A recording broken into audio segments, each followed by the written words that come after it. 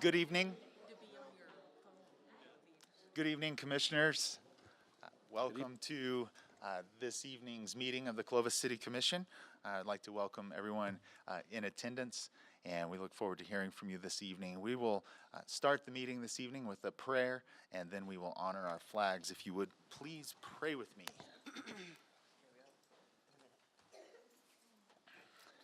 Our Father, we thank you and praise you for the blessings that you give us each day. Thank you for the privilege of living, working, and serving in this wonderful community.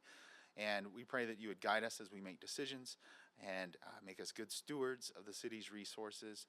Lord, we, on this day set aside as National Day of Prayer, we just look to you and ask that you would give us your protection, your mercy, and your guidance, that you would open your hand of blessing over our community. And I ask all of these things in the name of Jesus, amen. If you would please join me in honoring our country's flag. I pledge allegiance to the flag of the United States of America and to the republic for which it stands, one nation, under God, indivisible, with liberty and justice for all. I salute the flag of the state of New Mexico, the Zia symbol of perfect friendship among united cultures. Our meeting is called to order. Ms. Reyes, would you call the roll, please? Commissioner Jones? Here. Commissioner Bryant? Here. Commissioner Casals? Here. Commissioner Porter? Here. Mayor Pro Tem Bryant? Here. Commissioner Garza? Commissioner Rowley? Here. Commissioner Paula? Here. Mayor Morris? Here. Thank you, Ms. Reyes. Appreciate that very much. Commissioners, we are on to approval of this evening's agenda. Mayor, I'd like to move number 3 on the consent agenda to new business. Very well. We will take number 3 from the consent agenda and add it to new business. We'll have 2 items there now. I make a motion to approve. Second. Motion to approve with that one change from Mayor Pro Tem Bryant, second from Commissioner David Bryant. Commissioners, please vote.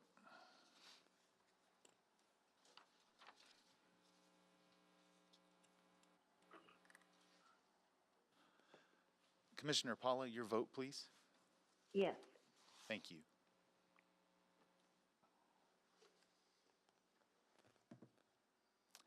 And the vote is unanimous. The motion is carried. Thank you. How many do we have? Yeah, we have 7. Yeah, it was 7 in favor and none opposed. The motion is carried. Thank you. Next is approval of minutes. You have in your packet, Commissioners, the minutes from the Thursday, April 21st meeting. You've had a chance to review those. Do you have corrections to suggest, or is there a motion to approve? Motion to approve. Second. Motion to approve the minutes as they are printed from Commissioner Casals and second from Commissioner Rowley. Commissioners, please vote. Commissioner Paula, your vote, please. Yes. Thank you. By a vote of 7 in favor and none opposed, the motion is carried. Thank you. Next is recognition of visitors. Again, it's great to look out and see so many folks here this evening, and certainly appreciate your interest in what your city government is doing, and we're glad to have you and look forward to hearing from you when we reach the point in the agenda that you're here to share with us on. Thank you. We'll move on to proclamations, awards, and presentations, and we have several there this evening. Commissioners, the first is community service recognition presentations to Emily Johnson, Tristan Johnson, and Eva Sullivan. Commissioners and Mayor Pro Tem, I wanted to share with you, this is a new thing, or at least a new thing since I've been in office, but I've actually had the city prepare citizenship awards for these 3 young folks, and wanted to present those certificates to them this evening. But I wanted to share with you just a little bit about them. You know that in the course of your public service and in your day job as well, there are those things that happen that just really encourage you and restore hope if you will. And I had such an experience just a couple of weeks ago. I was invited by Pastor Creamer out to Green Acres he asked me to just come make remarks to a group, but I actually wound up staying and helping them. It's a group of young people, and I'll let them expand on it. But one in particular, Emily Johnson, when she first moved to Clovis several years ago, they went out to the park and she saw litter, and she just couldn't live with that. She's made it her mission to clean up Green Acres Park, and they go out there and pick up once in a while, and actually have held an event which has turned into quite a volunteer opportunity for citizens of Clovis as well as Cannon Air Force Base, and I'm just really, really proud of this type of activity and these type of folks in our community, and wanted to be sure and share that with you and have them here this evening. Sergeant Johnson, would you and the kids like to come forward?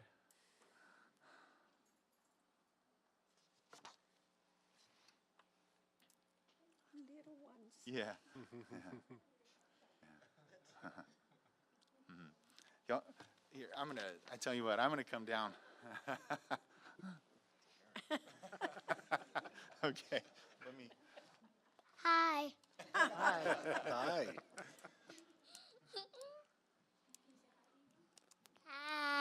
Hi. Oh. Everyone here from the public. These are my new friends. This is Eva Sullivan. This is Emily Johnson, Hi. and her twin brother Tristan Johnson, and this is Miss Betty Johnson, and I have a brother. you have a brother. Your brother's here. Hello, big brother. Yeah. My brother. So we became friends at the park a couple of weeks ago. Would you want to tell everyone what you do out there? Would you want to do that, Emily, with Eva's help? Yes. Please tell us what you do and why you do it.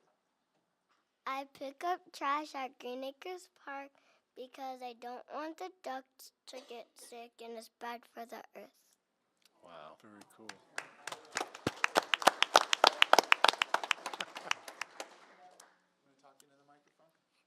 And it will hurt the animals that live near Green Acres Park. Nope. I understand. Well, so it was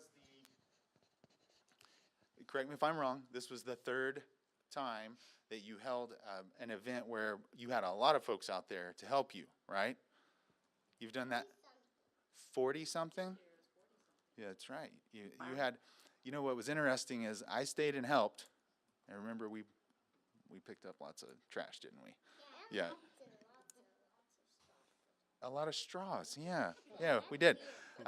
But what was interesting, when I wandered off from the two of you and I just talked to other people that were there, I asked them if they knew you and knew your mom and dad, Emily, and I ran into people that didn't, and your brother, but I ran into people that didn't. So your event has turned into such a volunteer opportunity that there are people going and helping you that aren't even directly connected to you. So I applaud you for that.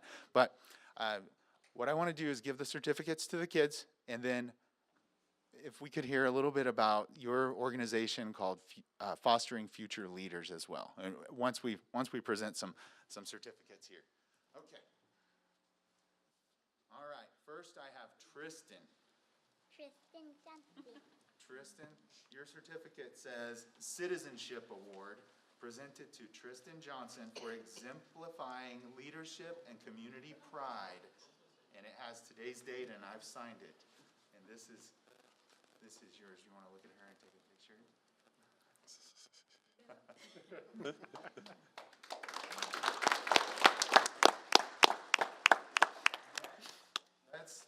Let's do Eva. Eva Sullivan, Citizenship Award for exemplifying leadership and community pride. That's what you're doing when you're out there picking up trash. You had other things you could have done that would have been more fun that day, right? Yeah, and I also want to save animals that are going to stink, like the giant penguins. Very good. Well, here is your Citizenship Award.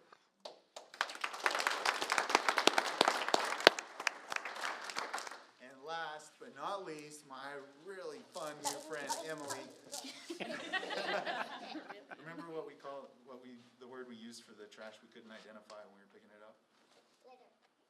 Well, we said litter. but you were saying Bob. Thingamabob, whatchamacallit, all that good stuff, right? Emily Johnson, you get the Citizenship Award for exemplifying leadership and community pride.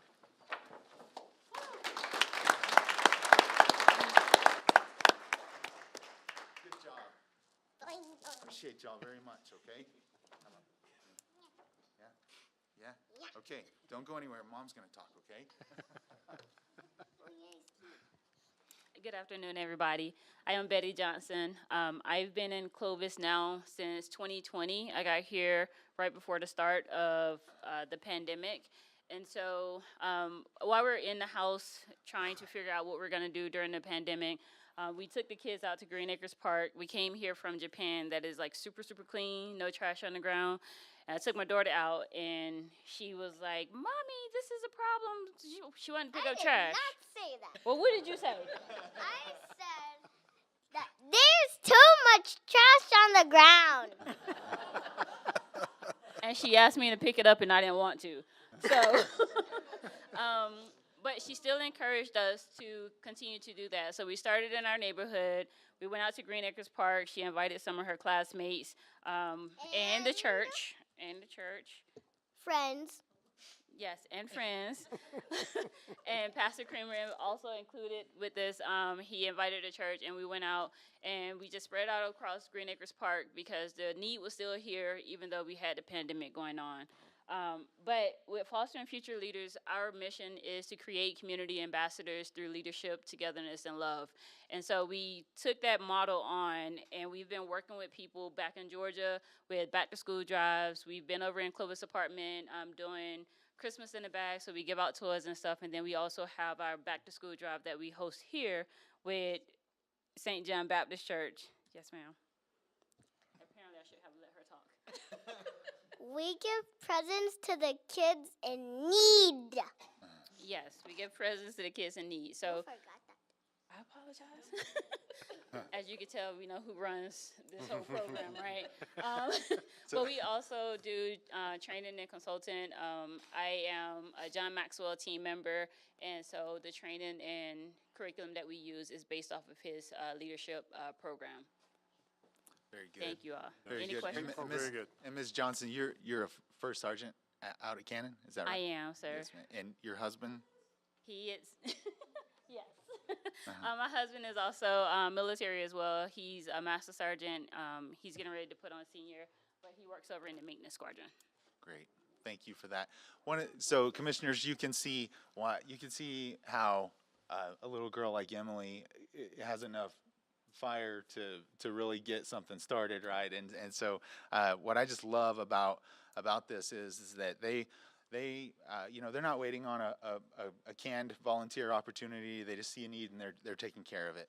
Now, I noticed on the kids' shirts out at the park there was the phrase, "I am my community." Do I have it right? Yes, sir. I am my community. Yes, sir. And talk about, I feel like I know what that means, and that speaks to a place in my heart, but talk about what that means to your group.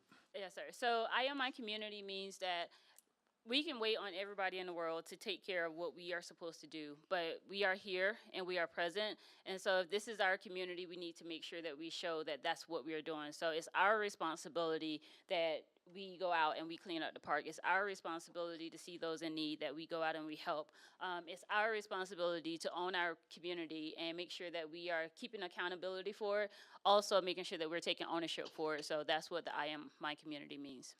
Thank you for expanding on that. I like the "I am my community" because you're operating in a mindset of ownership and accountability, and as well as togetherness. And so thanks for what you're doing. Thanks for what you're doing in the lives of these kids, and you're making our community a better place because you're here. Thank you very much. Appreciate you. Just go ahead, Commissioner Casals.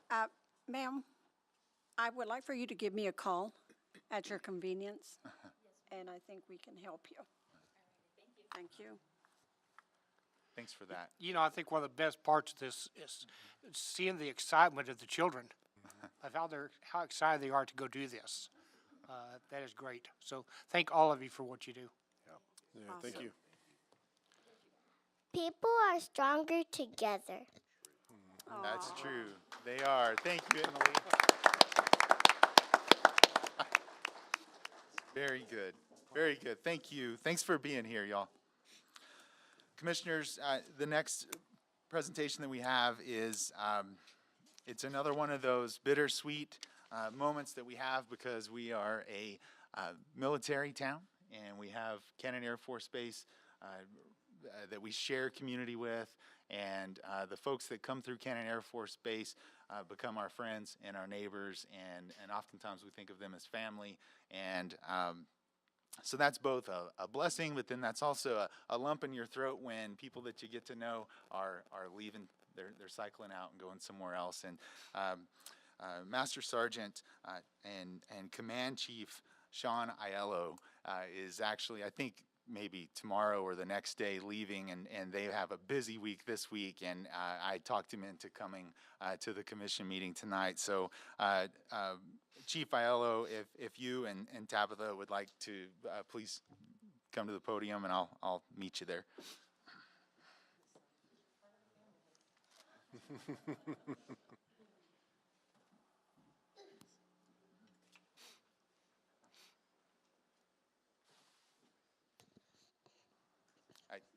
It's awkward. I always feel like I want to address them, but I also want to address them. So we'll do it like this. Okay. All right. Very, very good. Well, Tabitha, and I'm sorry, Blake. Thank you for being here to support Dad, and I know that you have a busy week. I understand the movers have already been there to do their thing, and he's working long hours this week, and you're trying to get out of town. So thanks for coming down and giving us the opportunity to say goodbye like this, or see you later, if you will. I've always said, even before I was in office as mayor, just as a community member, I've always said that we are so lucky because we have Cannon Air Force Base, because people come through our lives, even if it's for a short period of time, they come through our lives and they have an impact on us. And in a way, if you think of it as like this, it's like we're seasoned now because of the folks that come through Cannon, and you're a family that definitely has made a big impact locally. You've forged strong relationships with a lot of folks downtown. You've been an ambassador for our public schools and for our city and our community as a whole. And so I couldn't let you get out of town without giving you the key to the city and saying thank you. And I want you to know that, giving away the key to the city is something that we do reserve for special occasions and for special people. And it's to you and your family. And I hope you understand what's implied here. You have the key to the city, so we expect you to come back, okay? Come back whenever you're ready. But Chief, thank you. And here's the key to the city, my friend.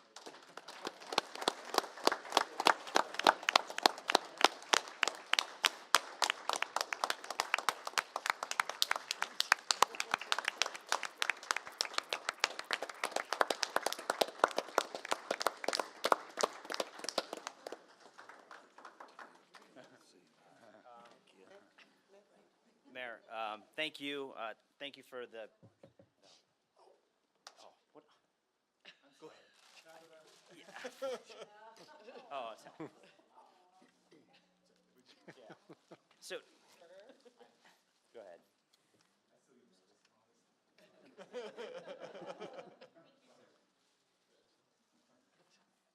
Mayor, and to the entire City Commission here, and all your employees, but mostly all the friendships that we've made here.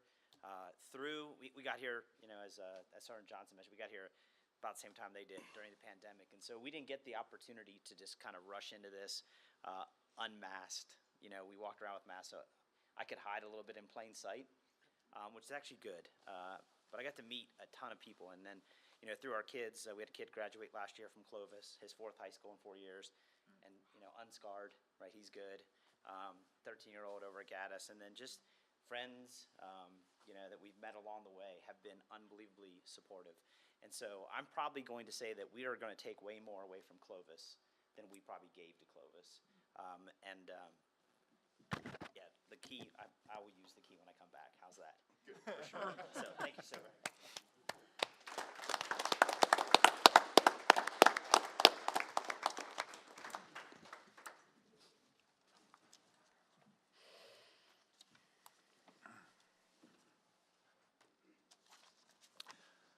All right, Commissioners, next we have a presentation of Proclamation proclaiming the week of May 9th through 13th, 2020, as Economic Development Week in the city of Clovis. And here to share with us on this is Mr. Raymond Mondragon. Mr. Mondragon, thank you for being here. Mayor and Commissioners, I'd like to call the group up that'll be here sharing this in support. Sandy and Vincent, all those that are here regarding the Economic Development Proclamation, come on up. We appreciate that. We just wanted to share just a couple of things, if you don't mind, Mayor.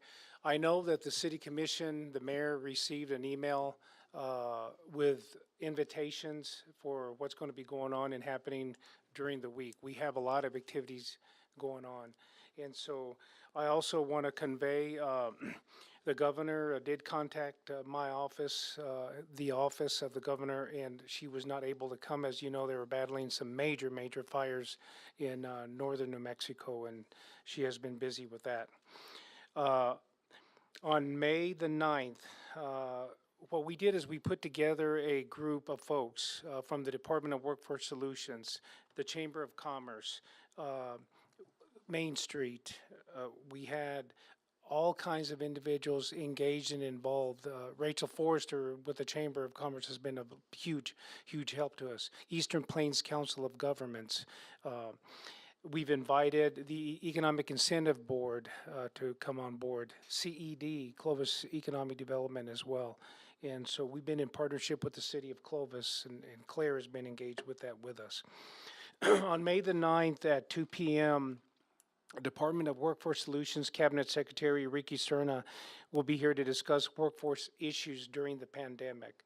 What happened then, what's happening now, and what we see for the future. And so he'll be coordinating that at the Clovis-Curry County Chamber of Commerce. Then Lisa Pellegrino-Spear, our Main Street Director, will do a walking tour with him along Main Street.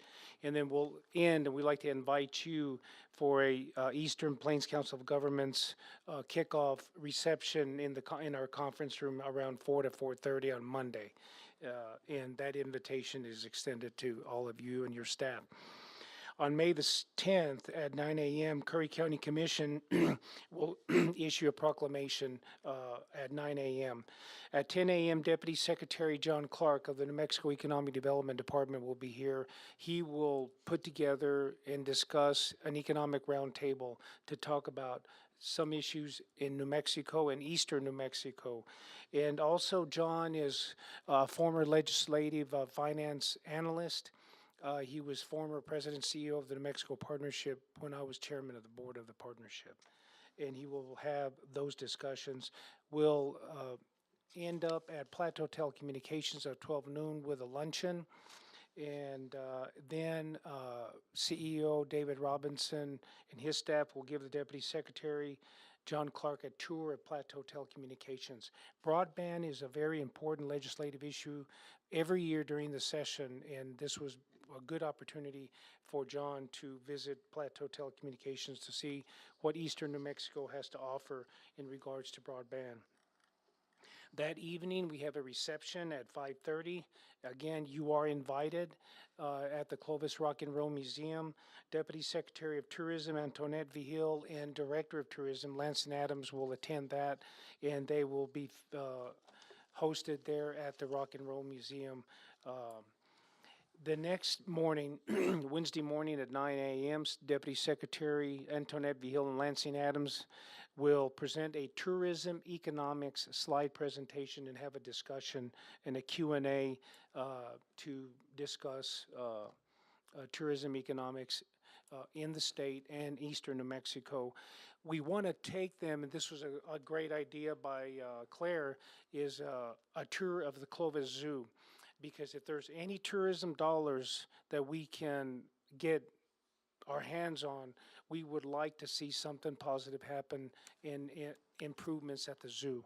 And so we're taking the deputy secretary there. She's excited to come to the second largest zoo in the state of New Mexico.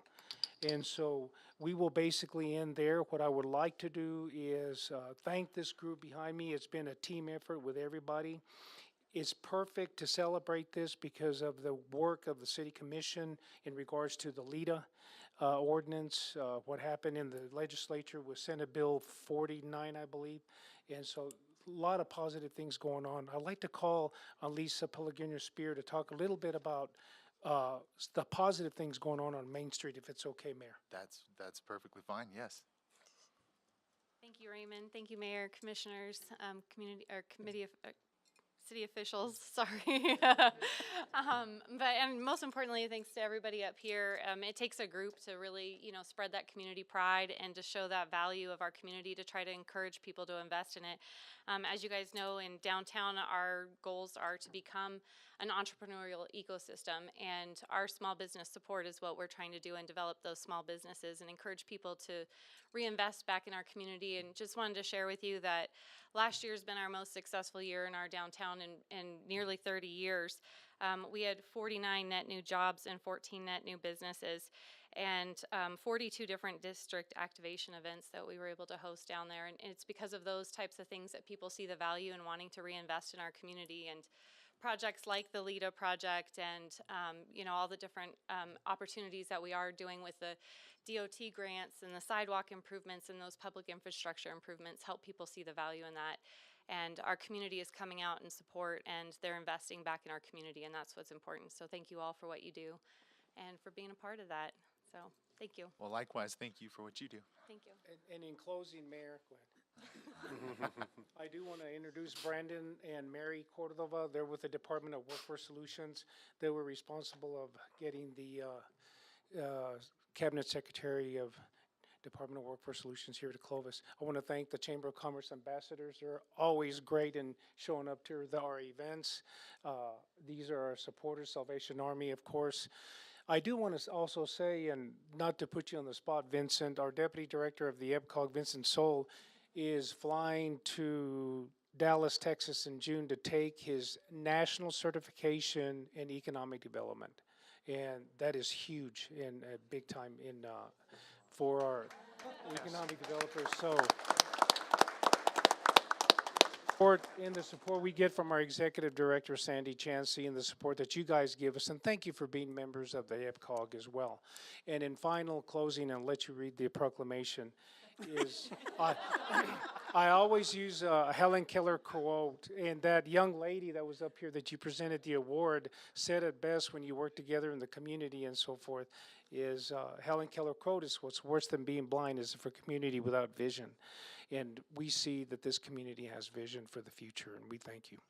Well, thank you, Mr. Mondragon, and thank you to the Chamber, to Clovis Economic Development, to Clovis Main Street, EBCOG, everyone working together, and for all that you're doing in the area of economic development.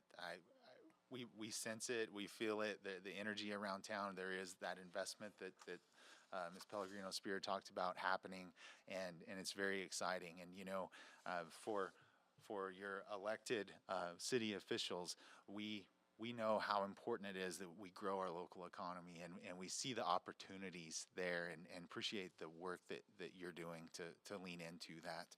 And I do have a proclamation to share, but Mayor Pro Tem and Commissioners, please, any comments that you have, fire away. I just want to thank all of you. It's exciting to see so many people up here, that so many groups and volunteers that are willing to work together for economic development. It's just great for our community, so thank you for what you do. Takes a village. Yes, it does. Like the young lady said earlier, it works better together, I think Right. is what she said. Right. Yeah. Any other comments?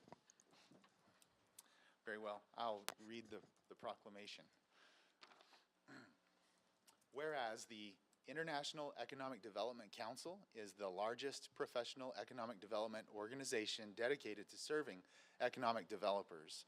Economic Development Week was created by the International Economic Development Council in 2016. And whereas the International Economic Development Council provides leadership and excellence in economic development for communities, members, and partners through conferences, training courses, advisory services, research, in-depth publications, policy advocacy, and initiatives such as the Accredited Economic Development Organization Program, the Certified Economic Developer Designation, and the Entrepreneurship Development Professional. And whereas economic developers promote economic well-being and quality of life in their communities by creating, maintaining, and expanding jobs that facilitate growth, enhance wealth, and provide a stable tax base. And whereas economic developers stimulate and incubate entrepreneurism in order to establish the next generation of new businesses, which is the hallmark of the American economy. And whereas economic developers are engaged in a wide variety of settings, including rural, urban, local, state, provincial, and federal governments, public-private partnerships, chambers of commerce, universities, and a variety of other institutions. And whereas economic developers attract and retain high-quality jobs, develop vibrant communities, and improve the quality of life in their regions. And whereas economic developers work in the city of Clovis and within the state of New Mexico, now therefore I, Mike Morris, Mayor of Clovis, and on behalf of the City Commission, declare the week of May 9th through May 13th, 2022 as Economic Development Week in the city of Clovis. And I remind individuals of the importance of this community celebration, which supports expanding career opportunities and makes lives better.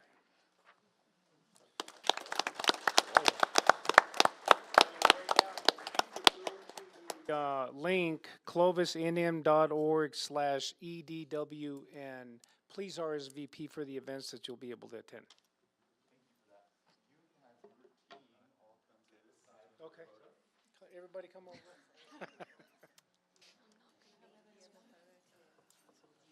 They'll cover us.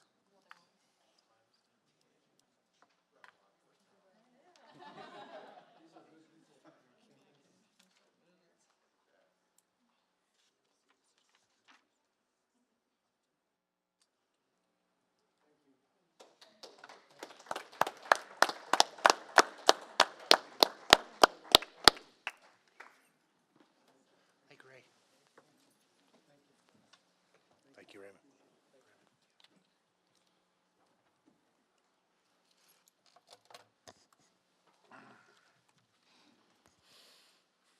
Commissioners, next we have a very special presentation, and to make that presentation we have Miss Erin Birch from United Way of Eastern New Mexico here, and this is of course, as you can read in the agenda, the presentation of the 2022 Patricia Bazar Community Volunteer of the Year Award.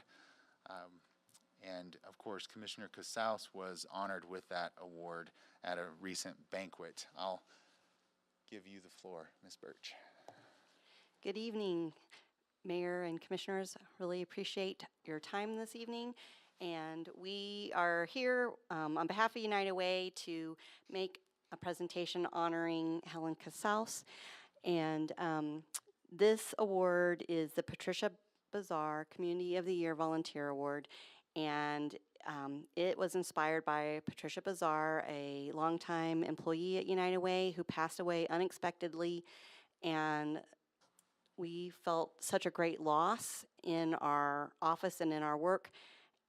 And what we knew immediately, though, was that the whole community had suffered a great loss because Patricia volunteered in numerous ways at numerous organizations and just made a difference all around our community. So we created this award to honor similarly volunteers who are not of a single focus, but really make such a difference in so many ways across the community. And so we are gonna make a presentation to Helen today.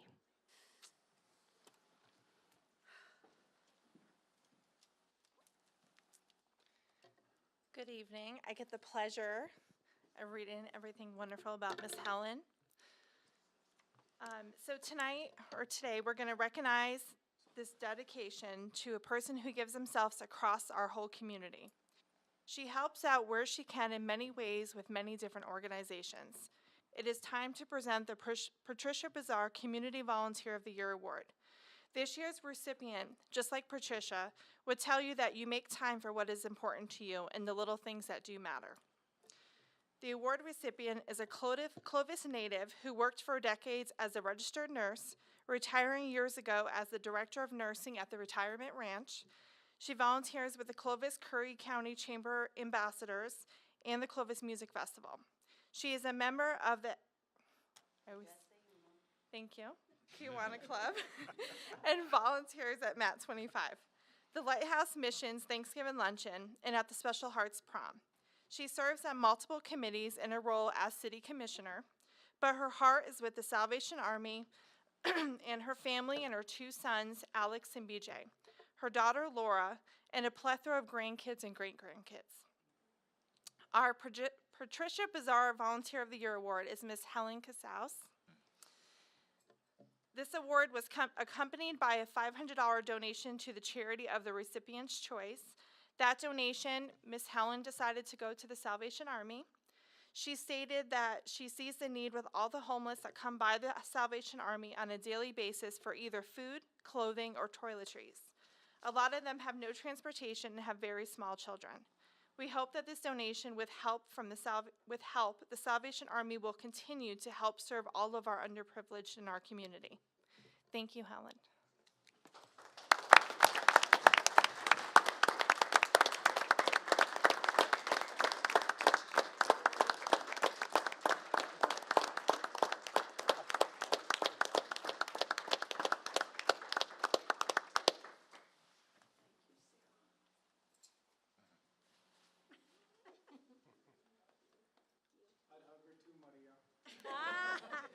Thanks.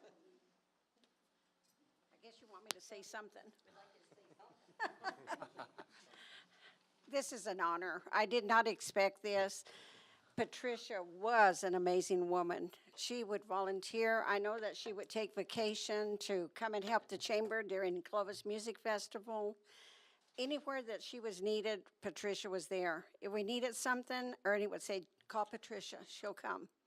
So to me, this was a big surprise, but there is a lot of volunteers in this community, and this community would not survive without volunteers. Come out Saturday and you can see all the volunteers cleaning up Clovis. So, Right. thank you. Thank you all.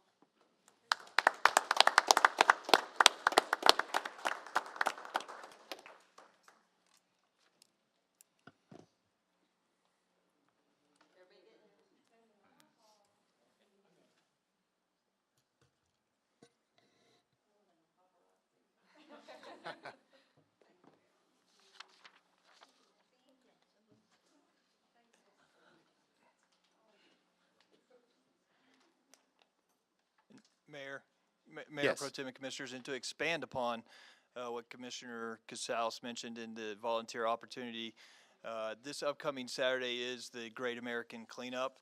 And so, of course, we do invite and encourage all the public to attend that event.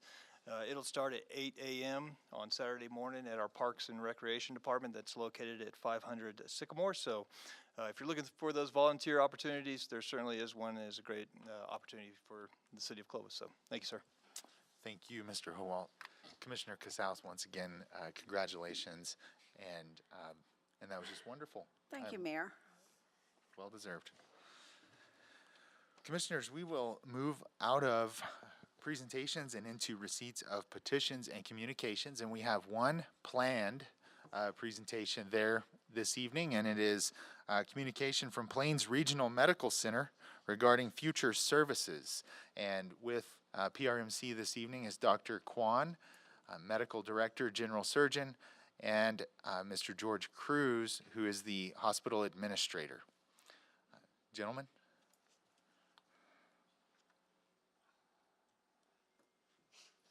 Welcome, Mr. Cruz. Good to see you. Thank you, Mr. Mayor, members of the commission. So Let me start off with this. Obviously, it's the first time. I'm so thankful that I don't have to come here and talk about COVID for the first time. We're thankful for that too. That out of the way, right?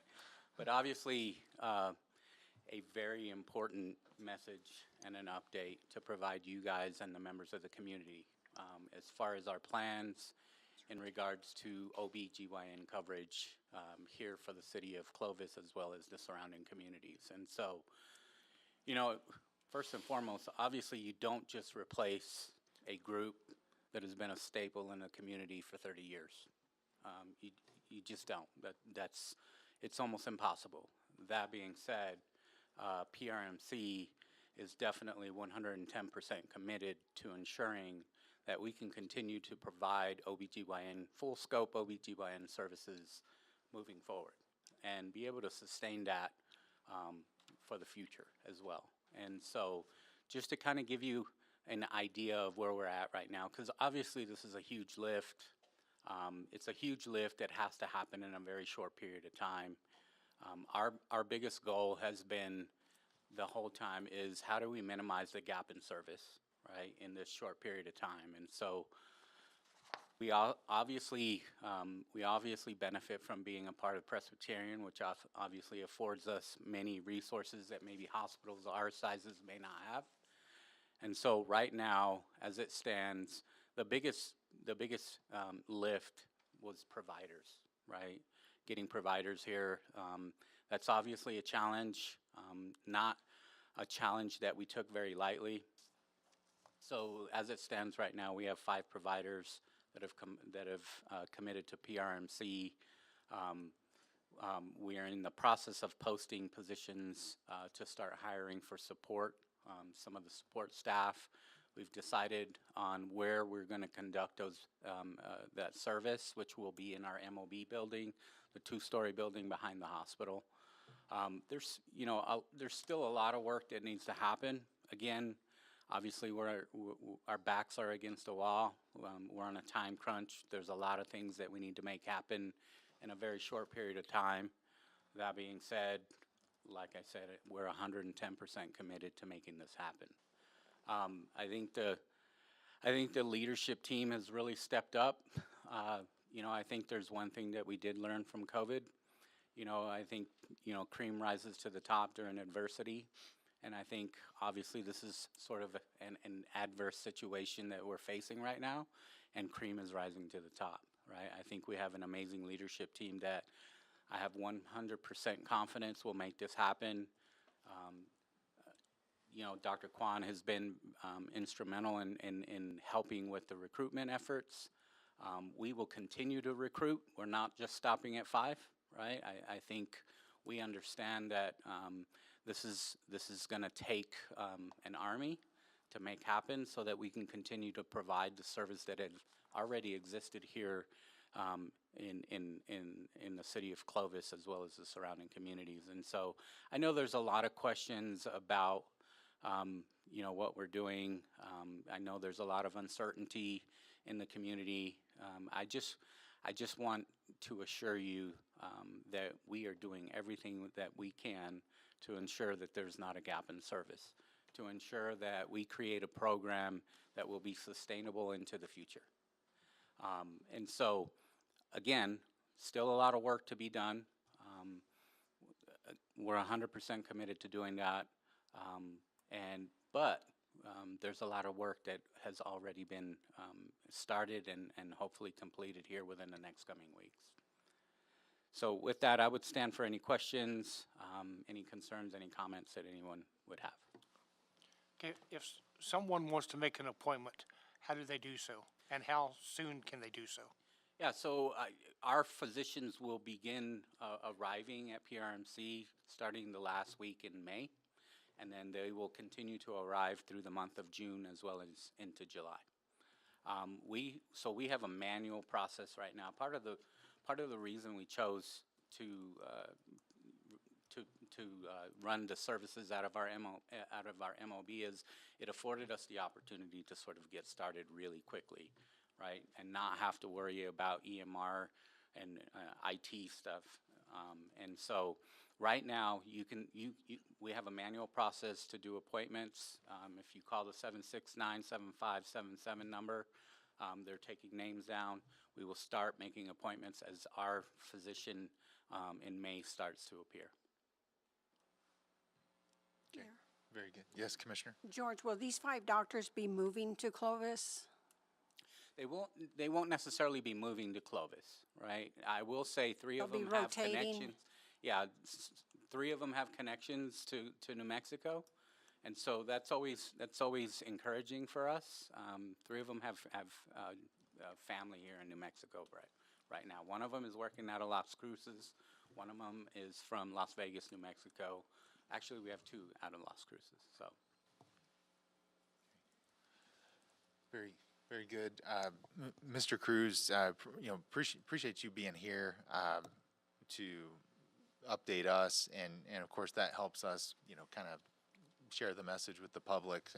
And you've already answered this one for me because you're great about taking questions and getting me answers. But as I've heard from the public, concerns that they have about what continuity might look like and what the services may look like going forward. And one of them you already answered. It sounds like folks can call now, get an appointment, or at least get the process started on having an appointment once the doctors are here. The other question that I've got, and just for the public's benefit, was about the array of services and specifically emergency surgery when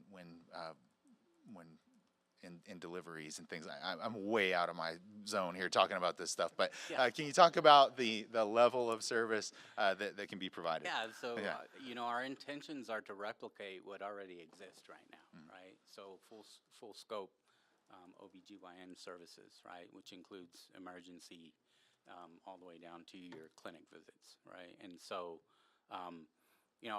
again, not an easy task by all means, but obviously something that we're prepared to do.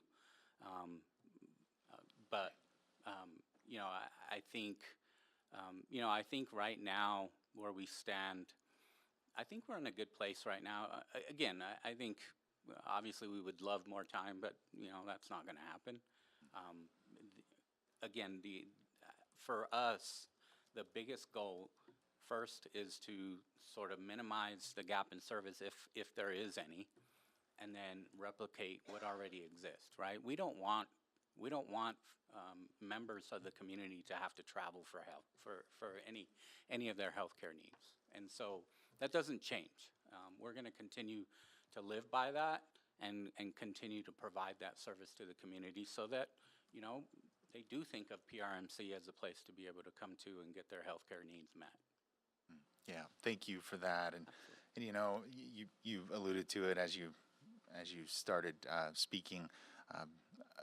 Women's medical has just been such a valuable resource to this community for a very, very long time, to the point of maybe taking for granted. That women's medical has just always been there, or for the last 30 some odd years anyway. So you hate to see that go, and you wonder what it'll look like once they're gone. But commissioners, Mayor Pro Tem, in my mind, to have Presbyterian, a big company with a lot of resource, investing heavily in our community to meet the needs of Clovis and Cannon Air Force Base for OBGYN, that's kind of the only answer you can think of, right? I mean, if we were going to lose women's medical, what next? Well, Presbyterian making heavy investment in our community to meet the needs of this community is the answer. So thank you to Presbyterian, thank you to PRMC and all that you're doing to build this out in the short time frame that you have to do it in. For sure. Any other questions or comments? I'll just mention that, the Women's Medical Center is a big service to our community, and I just want to thank PRMC and for getting on this right away and making this happen, because we don't, as you said, we don't want our citizens having to drive other places to get appointments. So I thank you for making this work out. Anytime. I think, obviously really big shoes to fill, right? We understand that there's going to be the comparisons to, the care that's been received at Women's Medical Center, right? And so we're going to do everything we can to match that. And so, we didn't take this decision lightly. We understand the scope of the work that needs to happen in a very short period of time, but we're prepared to do that. And we're prepared to do that for the community, for sure. Great. Very good. Thank you for Thank that. you. Anything else, commissioners? I wonder if Dr. Kwan has anything to add. Thank you, Mr. Mayor and Commissioners. Before I start, I need to thank Women's Medical Center provide essential healthcare service for our community for decades. On behalf of PLMC, medical staff, and Presbyterian, we thank them for an outstanding dedicated service. As a medical director, I work with my fellow surgeons and doctors daily. And hate to use the term, I sure miss Dr. Cross. For years, we operated the same Tuesday morning.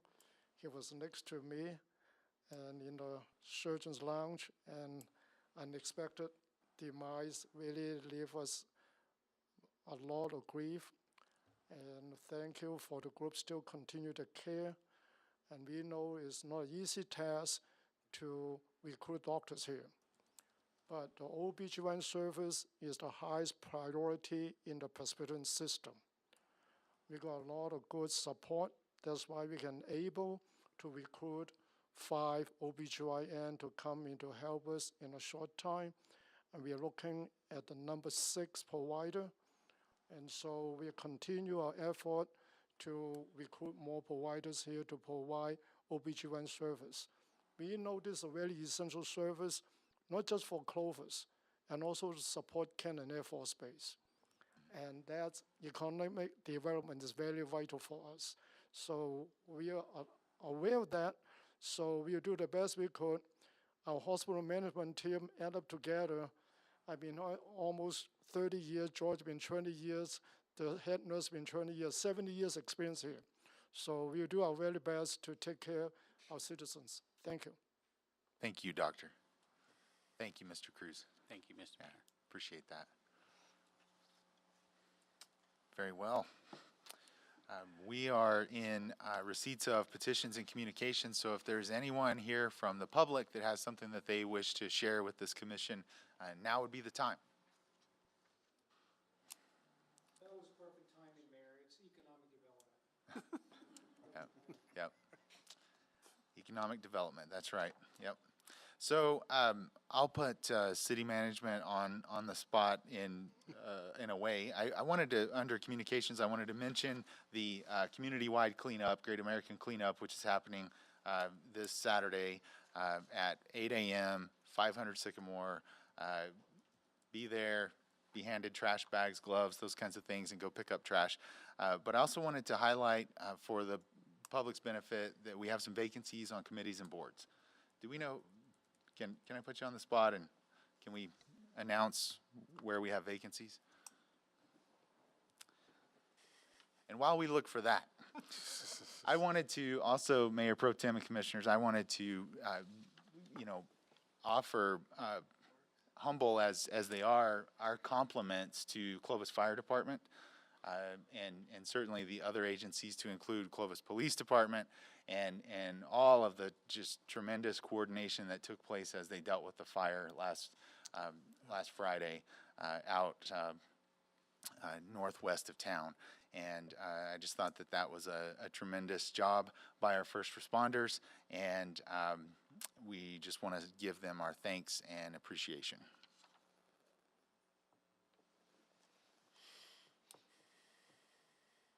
And I apologize for not giving you, I could have looked those things up myself. Sorry about that. Mayor Pro Tem and Commissioners. Yes. I'm being told that we have 2 vacancies on the Lodgers Tax Advisory Board. One for a citizen member and 1 member from operator of industries primarily serving tourists. And that's open, Mayor, until Friday, May the 20th. Okay, very good. So Lodgers Tax has vacancies. I believe Public Works has vacancies and so does Water Policy, Okay. correct? Okay. Thank you for that, and I do apologize. I thought maybe you would just know, and that was rude of me to blindside you like that. But I do encourage the public to go to the city's website and become informed of the vacancies on boards and committees. Boards and committees are so important in the process and in the shaping of policy for our city. So please be aware of those vacancies on boards and committees and consider applying to fill those. Anything else under communications? Anyone have anything they would like to share with this commission? I'd like to add Aerotech to your. Oh, yes. Okay. Commissioner David Bryant, do you want to expand on that? Well, yeah, Aerotech, they work with our Clovis Fire Department, and they have a helicopter system that pull water out of Green Acres, I believe it was Green Acres, and help put that fire out. So big thanks to them. Yes, certainly. Yeah, that was something to see. And boy, talk about privileged folks to have Aerotech in our backyard, and they happen to have helicopters ready to go, and they could dump water on the fire and assist our folks on the ground. So thanks for bringing that up, Commissioner David Bryant. And again, our compliments to Clovis Fire Department, CPD, and all of the agencies coordinating and taking care of us. They're the finest, and we appreciate them. Anything else under communications? Very well. We will move on then to our consent agenda.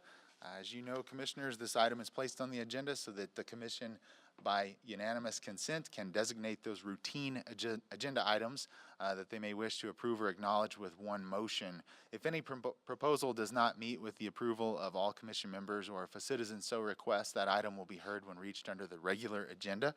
If you remember, when we were approving the agenda, we moved number 3 out, so we now have 4 items on the consent agenda. The first is the motion to place the indicated items on the consent agenda. The second is request for approval to apply for and accept, if awarded, the FY22 Emergency Management Performance Grant.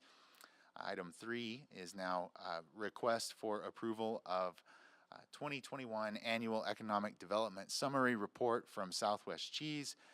And item 4 is the motion to approve or acknowledge all items on the consent agenda. Is there a motion to place? So move. Second. Motion to place the indicated items on the consent agenda by unanimous vote was made by Commissioner David Bryant, and the second came from George. Commissioner Jones. Commissioners, please vote. Commissioner Paula, your vote, please. Yes. Thank you. And the vote is unanimous. The motion is carried. The items have been placed. Now, is there a motion to approve or acknowledge all items on the consent agenda? So moved. Second. Motion to approve or acknowledge all items from Commissioner Jones, second from Commissioner Porter. Commissioners, please vote. Commissioner Paula, your vote, please. Yes. Thank you. And the vote is unanimous. The motion is carried. Thank you. We will move on to introduction and adoption of resolutions and ordinances. 2 items there this evening. The first is request for approval of adoption of a resolution number 3120-2022 pertaining to a ruined, damaged, or dilapidated building and authorizing abatement by securing such building and related debris from within the city of Clovis. And to advise on this item, our city attorney, Mr. Jared Morris. Thank you, Mayor. Excuse me. Good evening, Mayor, Mayor Pro Tem, and Commissioners. So the Mirador Apartments at 701 West 21st are in pretty bad shape. The pictures in your commission packet show some of the property damage, graffiti, the doors not being secured and missing. You probably can't tell from the pictures, but if you've driven by, just about every window is either broken out or missing, and so in desperate need of being secured to prevent trespassers, property damage, and other things. And so the Department of Building Safety has requested your permission to approve a resolution condemning the property and then abating the issue by either fencing or boarding up the entrances. It's my understanding that, I think recently, maybe even this morning, the property owner contacted Mr. Roach and would like to make arrangements to secure it himself. My suggestion is let's go ahead and go through, with the ordinance. If the resolution is approved, we'll serve him with that, and then he'll have 15 days to come up with a plan and submit that plan to the city. Mr. Roach tells me he's already started kind of working on that plan and contacting contractors. So hopefully the city won't have to do it, but in any event, I'm asking the commission to approve this resolution. And I'm happy to answer any questions about it. I know Mr. Roach is here and may have another update, may have spoken to the gentleman since I talked to him, so. Appreciate that, Mr. Morris. Mr. Roach, do you have anything to add? I have a question.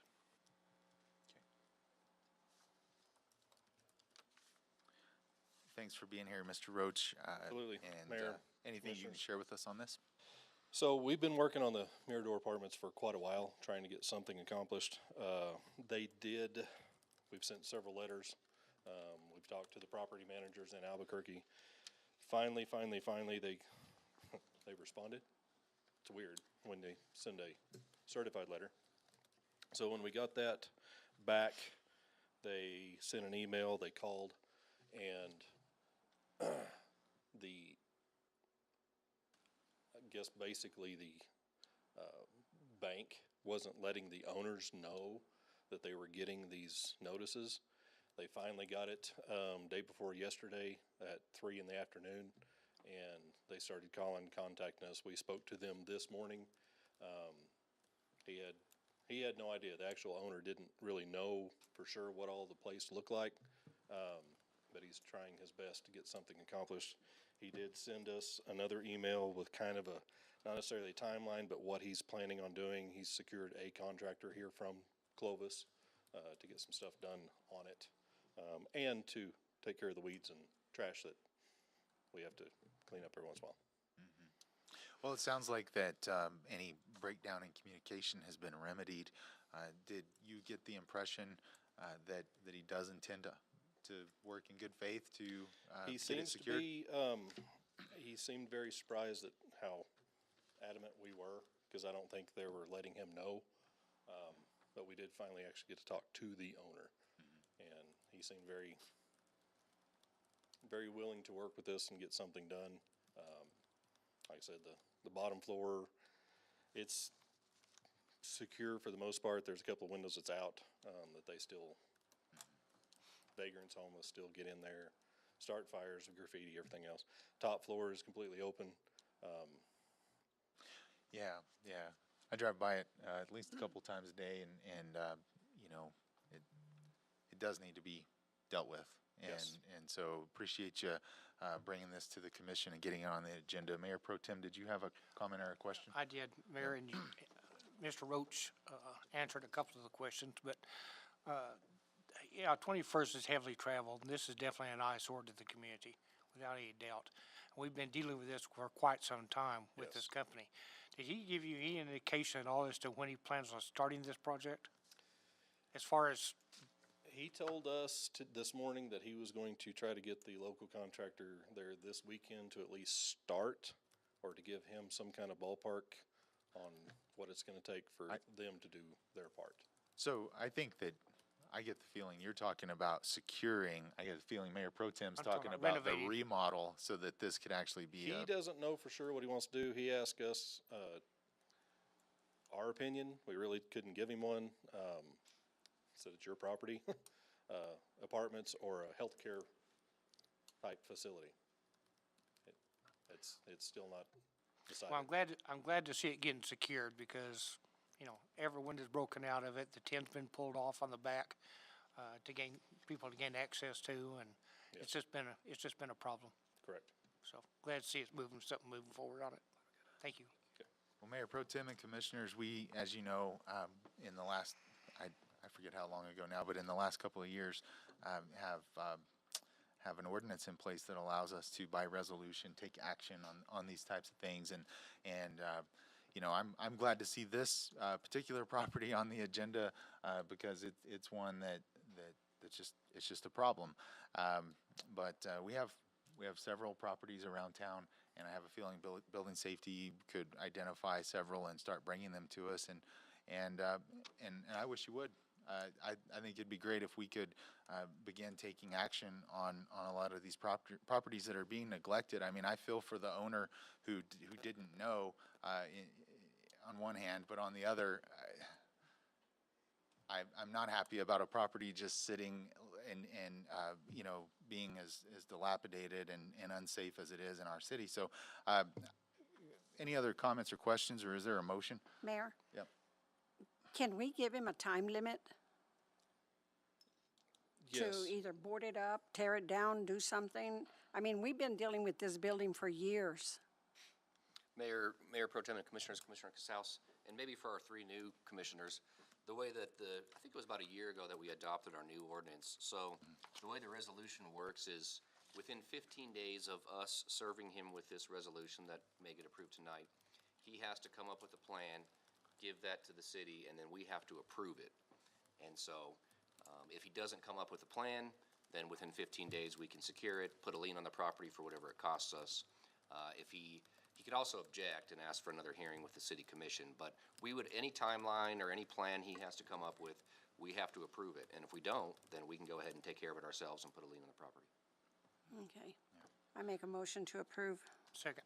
Okay, motion for approval of resolution number 3120-2022 from Commissioner Casals, and the second came from Mayor Pro Tem Bryant. Unless there's any further debate or discussion, commissioners, please vote. Commissioner Paula, your vote, please. Yes. Thank you. And it is unanimous, the motion is carried. Thank you, Mr. Roach, appreciate it. If you would like an update on some of the last ones that we've done, I have that information here. If Please. you want it. I would like that. How many have we done, first of all? I was going to kind of give like an update on the last 3 that was on the commission, Okay, but I all went right. back the last 7. Okay. One on Sparrow was demolished. One on 108 Prairie View was going to be a secure. It is pending a sale. Someone's going to buy it and remodel it. Don Loop was demolished. One on Wallace was demolished. East 5th, he is actually in the process of selling or remodeling. He actually has bids on buying the place. One on Howard, he's been working on it. I was informed just a while ago that is actually cleared off. So that part's done. And the ones on Prince have been purchased and they're going to be torn down. We've also done 2 emergency ones since then. And we've got another one coming up, so. Okay, I appreciate the update. Thanks for bringing that info. I know that your department is a busy one right now. Yeah, we've been a little busy. So we did 7 new house permits yesterday, so. Wow, yeah, I see lots of construction beginning around town, and each of those cases involved, you know, you being busy with the permitting and such, so, but thanks for also giving attention to this side of things, as, you know, cleaning up the city is important for many reasons, and so we want to definitely continue to focus on that as well. So thanks. Okay, thank you. Appreciate it. And Mr. Morris, thank you for your help on that one. Looks like you're going to help us on the next one too. So again, that motion was carried. Item 2 is request for approval of introduction of an ordinance relating to the Economic Incentive Board and amending existing code sections. Mr. Morris. Thank you, Mayor. So as we all know, due in large part to your efforts and the city's efforts and the rest of the commission, the City of Clovis, as a municipality over 35,000, can now incentivize retail businesses with LEDA. You know, prior to that change, retail businesses would not be a quote qualifying entity for us.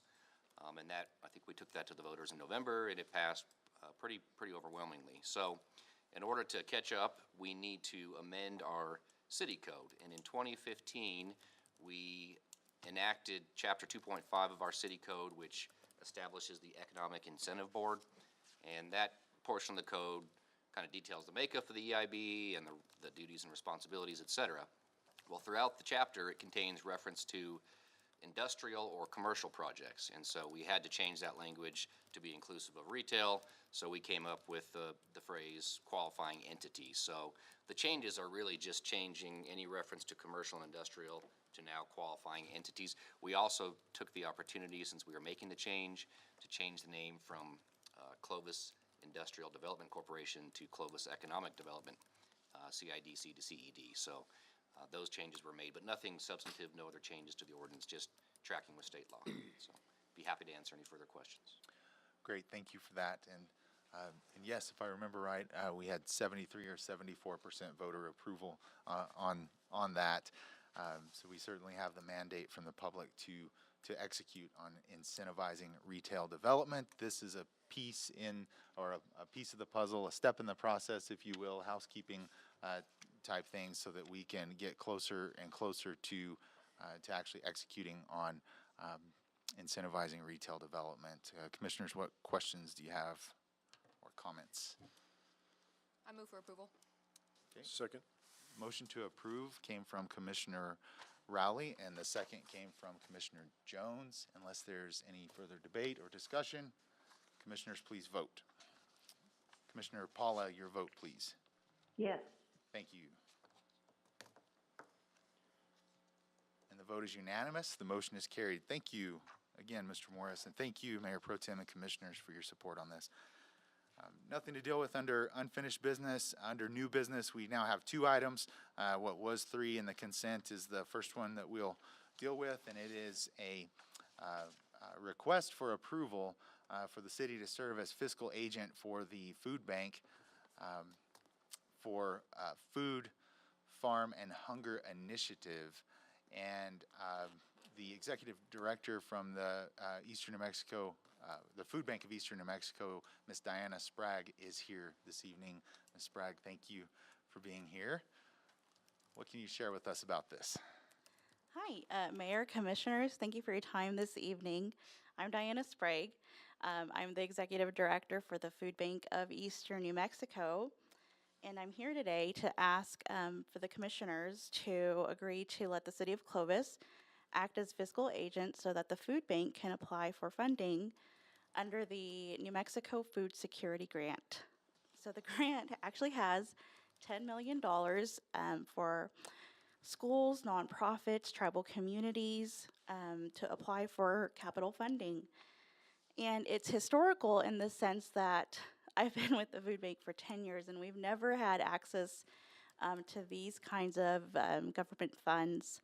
And also historical in the sense that I don't think that this will ever be recurring funding. So our food bank is actually planning to ask for funding for farm to fridge. That's what we're calling it. We're asking for funding so that we could purchase from local producers, so dairy, meat, cheese, and in tandem expand our cold storage for that food. And so I think the need is really there.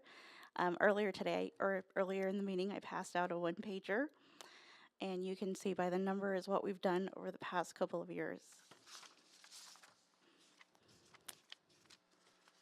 So in 2020, at the height of COVID, we gave out just over 25,000 boxes. This year we're at 4,800. Looks like we'll be right on track with 2021, and it just keeps going up. So, I definitely see need there, and would appreciate your support in applying for this. You bet. Thank you. Appreciate that, and thanks for all that you do and all that the food bank does. Remind us the area that you serve. So the funding, even though it stays here in Clovis, because our warehouse is here in Clovis, we actually cover Curry, Roosevelt, DeBaca, Quay, and Guadalupe counties. We travel to those. We have like 17 different sites that we travel to and deliver food. In addition to our drive-through here in Clovis, in addition to our backpack program, and in addition to the drive-through setup that we have now going in Portales. That's several in additions, and you do an awful lot. And I know that you need a volunteer army. How's volunteerism going at the food bank? In 2021, we had 477 volunteers. I think so far this year we've had about 300, so we're easily gonna move past that, especially because COVID restrictions have eased, so more people are feeling able to get out and volunteer. Great. And we do take advantage of United Way's volunteer E&M to do all of that recruiting. Great. Sounds good. Well, thank you for that, Mayor Pro Tem and Commissioners, it's a no-brainer that, for me, that we would serve, or that the city should serve as the fiscal agent for this grant opportunity. But what questions or concerns do you have? I have no questions. I'll make a motion to approve. Second. Motion to approve the city serving as the fiscal agent for the food farm, or for the food bank in their application for the Food Farm and Hunger Initiative from Mayor Pro Tem Bryant. Second came from Commissioner Casals. Commissioners, please vote. Commissioner Paula, your vote, please. Yes. Thank you. Diana, tell them how many backpacks we put together. We have 541 kiddos in Clovis and Portales schools, and we will distribute more than 15,000 of those bags every school year. It's a lot. Incredible, incredible. So- The vote is unanimous and the motion is carried, and the city will serve as the fiscal agent. Thank you. Thank you all for your support. Thank you for all you do. And that's just another organization that Commissioner Casals helps out with.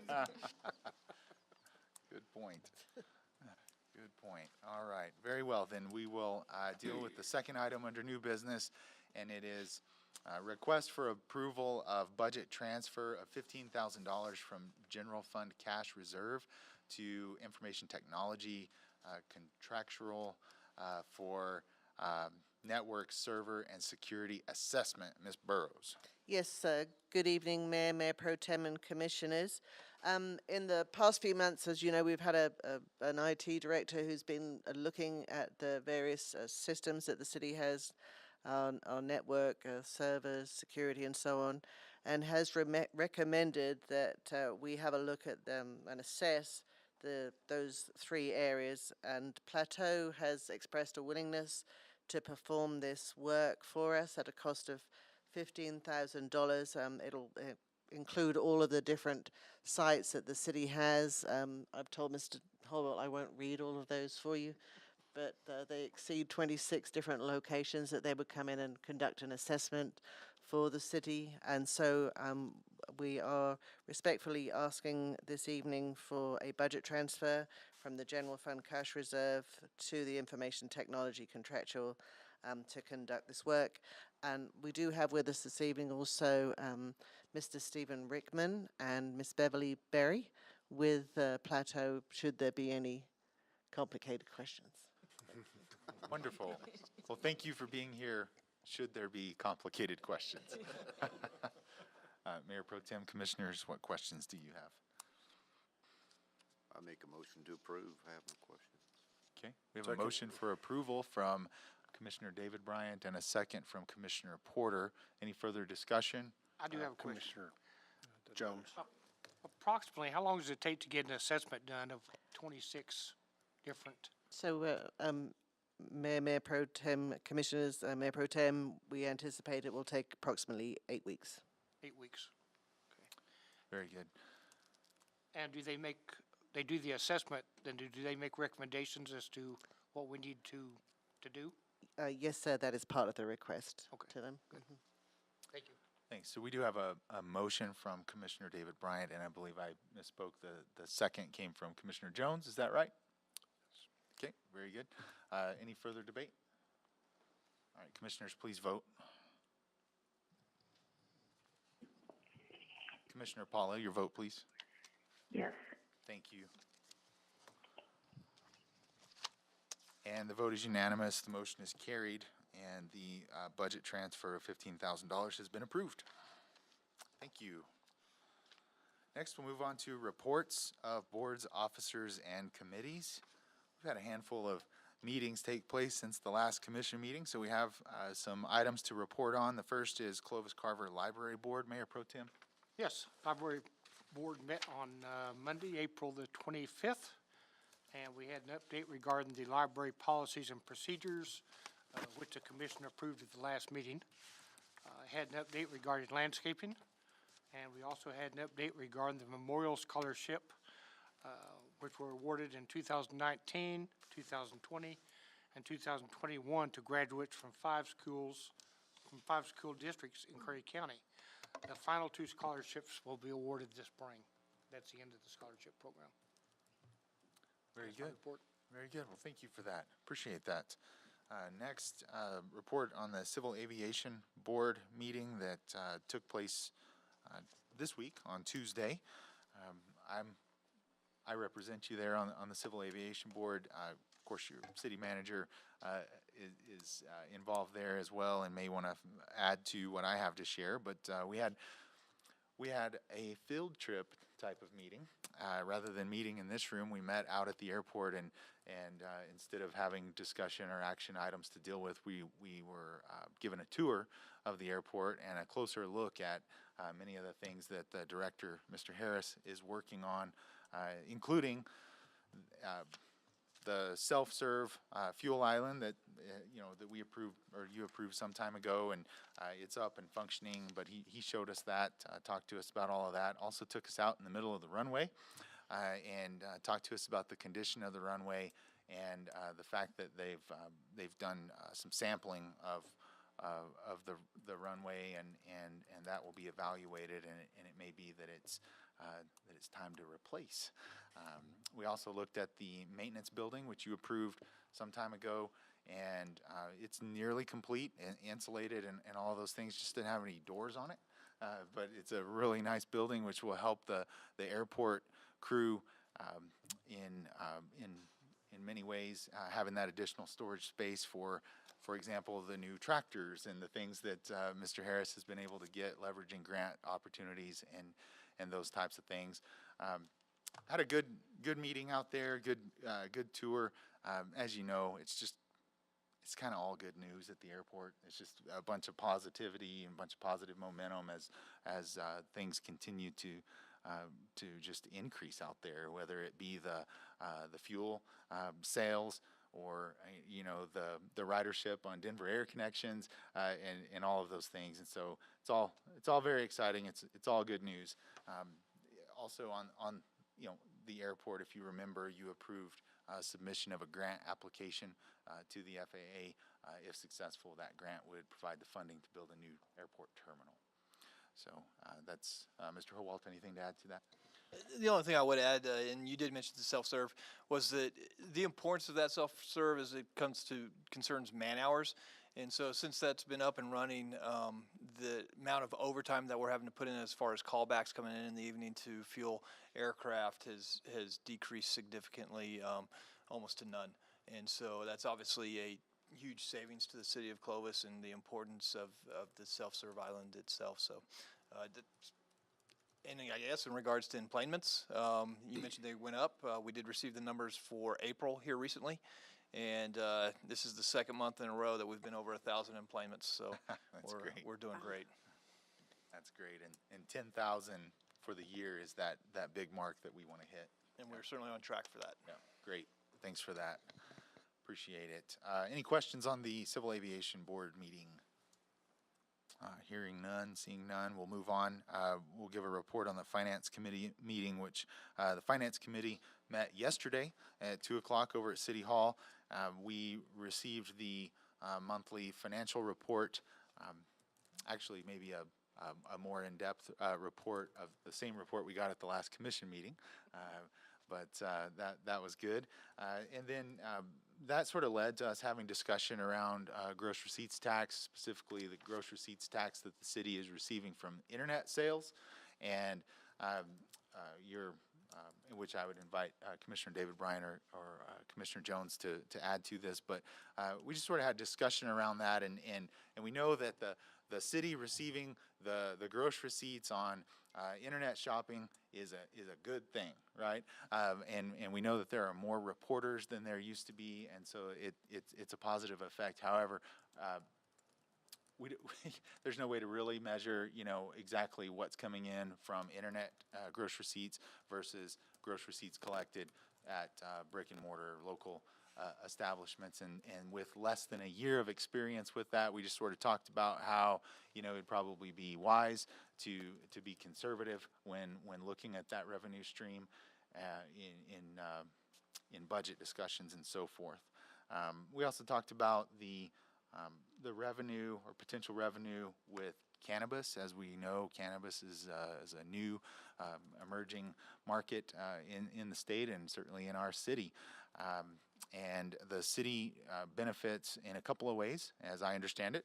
If you're purchasing at a cannabis establishment, a retail cannabis establishment in town, you're paying gross receipts tax, but you're also paying an excise tax that the state adds, and that's a 12% tax, but the city gets 33 1/3% of that excise tax. So again, no way to measure for sure what, this is still new. We don't know what that revenue stream is going to look like, what the benefits from that may be in terms of revenue. But we had discussion around those things. Commissioner, anything to add? No, other than, like you said, we were talking about taking it conservative on that, using those funds, at least for at least a year to see what actually happens and what revenue it does generate, and have some kind of base, I guess you'd say, before we move forward and trying to spend it in a hurry. Yep, very good. Thank you for that, Commissioner. Commissioner Jones, anything? No, Okay. you covered it, Mayor. Thank you. Ms. Melanson or Mr. Howalt, anything? Appreciate it. Very good. All right. We don't have others listed there, but the Water Utility Authority Board did meet last Thursday.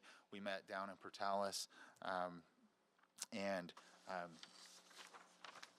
if I may, I'll just report briefly on that meeting, and Mayor Pro Tem would be welcome to add or perhaps correct me if I get something wrong. As I said, we did meet down in Portales, which is nice because as the Water Utility Authority, we are of course the members of Clovis, Cannon, Texaco, Elida, and Portales, and so we do meet in our member communities at least once a quarter. Otherwise, the meetings are held over here at 801 Pyle, and so you're always welcome to attend those if you like. We did the normal monthly financial approvals, but then our new business included approval and adoption of the 22 finance plan and cash flow plan. And as you know, as the operation is ramping up due to the tremendous amount of funding coming in, it's just very it's very exciting, but it's also very challenging. And so the next item that we dealt with was approval of submission to the Drinking Water State Revolving Loan Fund. And this is at the New Mexico Finance Authority. And the reason I wanted to bring that up and just point that out is essentially what's happening is the Water Utility Authority is going to finance the 10% member portion of the project by going and getting that Drinking Water State Revolving Loan Fund loan. And it's 1% inclusive of all fees, and so it's just a really inexpensive way to finance the local share.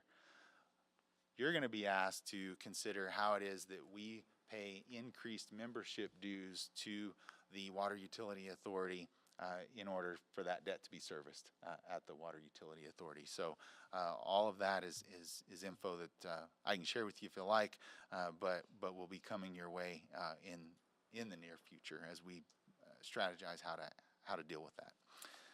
We also heard reports from our state and federal level consultants, and that was about it. Anything to add to that, Mayor Pro Tem? Just one thing, Mayor, and I had talked to Mr. Ortega this morning about another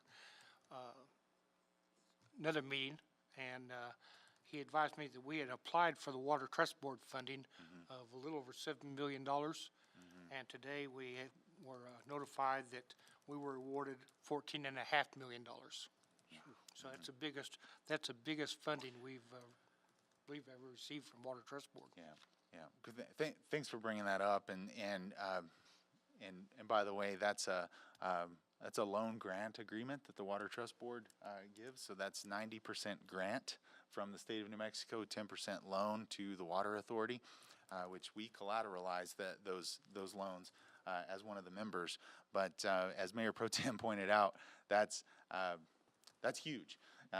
We had expected about $7.5 million from that in this cycle, and instead it's nearly double.